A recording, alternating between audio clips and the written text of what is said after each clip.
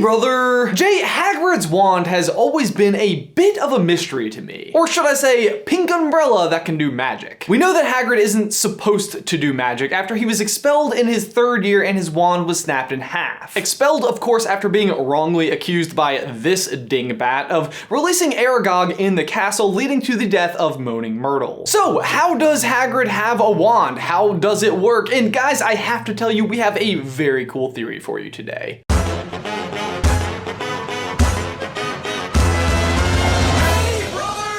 Okay, so it is hinted at over and over in the books that Hagrid's wand pieces are concealed inside of the pink flowery umbrella and that he is allowed to do some magic occasionally.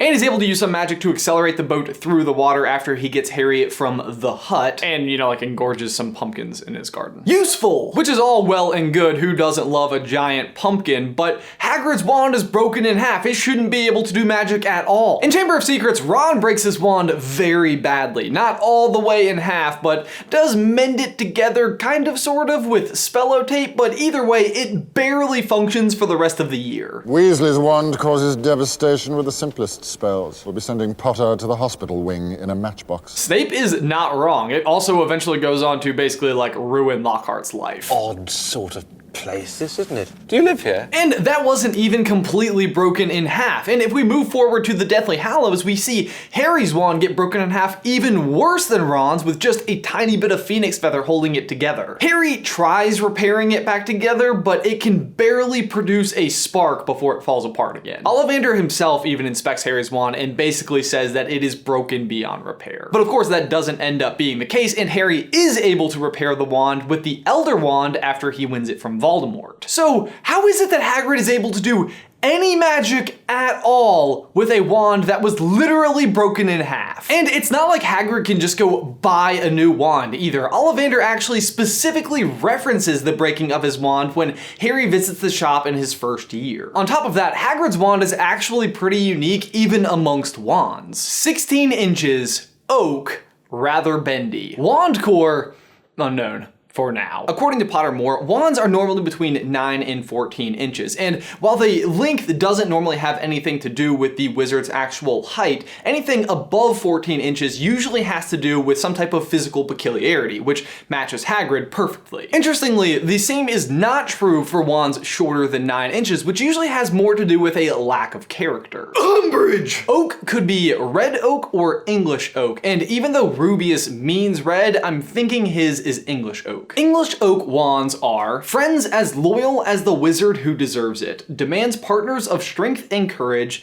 their owners often have a powerful intuition and affinity for magic of the natural world. Doesn't that almost sound like it was specifically written to describe Hagrid? The bendy part is especially cool because according to Ollivander, it denotes how willing the wand and its owner are adaptable and willing to change. His wand literally becomes a pink umbrella and somehow manages to continue to function, and Hagrid willingly carries it around despite how juxtaposed it looks with him. But again, that brings us back to the original question. How is Hagrid's wand able to function at all? Well, I personally think the answer may lie in Fantastic Beasts and Where to Find Them. Fantastic Beasts takes place in 1926, which is coincidentally the same year Tom Riddle is born, and 2 years before Hagrid is born, and 17 years before the Chamber of Secrets is opened for the first time, and Tom Riddle blames Aragog and Hagrid for the death of Moaning Myrtle. So in 1943, Hagrid is 15 years old, gets expelled from Hogwarts, and has his wand snapped in half. Actually, other than being framed for, murder, Hagrid is very similar to Newt. They both have a fascination with Fantastic Beasts. They were both wrongfully expelled from Hogwarts, and Albus Dumbledore has taken a significant interest in both of them. I would trust Hagrid with my life. What makes Albus Dumbledore so fond of you?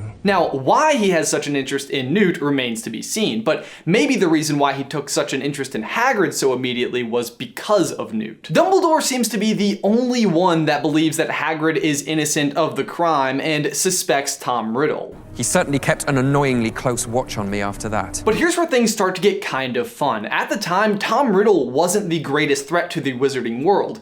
Grindelwald was. And when Hagrid is expelled, it is just 2 years before Dumbledore's famous duel with Grindelwald in 1945. A duel we are most certainly going to eventually see in Fantastic Beasts, since Grindelwald is the key villain of the series, and we already know that Dumbledore has been cast. And because, you know, it's like Fantastic Beasts, there is a great possibility we will see Hagrid in, you know, Fantastic Beasts. Hagrid will have been expelled from Hogwarts under Dumbledore's care, loves Fantastic Beasts, and Newt will no doubt be near Dumbledore during this duel since he's kind of the main character of the series. So there is no doubt in my mind that Hagrid and Newt will end up meeting. And here is where things get great. We know in this legendary duel that Grindelwald will be using none other than the Elder Wand. A wand that is said must always win duels for its master. And yet, we also know that he loses, so what gives? Well, we have actually already seen him be defeated once, but not in a duel, but rather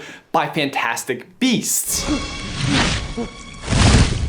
I would be willing to bet that when Dumbledore duels Grindelwald, he'll receive help from not only Newt, but also Hagrid, who will both somehow use Fantastic Beasts to save Dumbledore's life and help him win the duel. A duel that by winning allows Dumbledore to become the master of the Elder Wand, and then able to repay Hagrid by fixing his snapped wand. A great gift for a 17-year-old Hagrid who never thought he'd be able to do magic again and just became of age. And don't forget that at this time, Dumbledore is the Transfiguration professor at Hogwarts, not headmaster. So maybe the pink umbrella is not concealing Hagrid's wand inside, but actually is Hagrid's wand. Like I so badly hope that this theory is true, because if it is, it would lend such an amazing backstory as to why Dumbledore trusts Hagrid so much with his life. I would trust Hagrid with my life. He can trust Hagrid with his life because he already has. And it would explain why Hagrid is so quick to come to anger if anybody insults Dumbledore in front of him. Never insult Albus Dumbledore in front of me. I'd get upset too, Hagrid. I'd get upset too. Guys, for my question of the day, what do you think? Could this be the amazing secret history between Hagrid and Dumbledore? And do you think we will see Hagrid in Fantastic Beasts and where to find them? Be sure to leave your thoughts in the towel section down below. Also, instead of just answering our question of the day, if you have any questions for us, you should check us out over on the Super Carlin gaming channel, where twice a week, Jay and I play Mario Kart and basically answer any questions we possibly can with some amount of influencer accuracy. I usually just run into the walls the whole time. Guys, as always, thanks for watching. Be sure to like this video and subscribe to the channel if you haven't already. If you'd like to see some more Harry Potter action from us, you can click right here to see the true path of the Elder Wand, or right here to see what Newt's Patronus might be. But Jay, that's all I've got for you today, man. I will see you on Tuesday.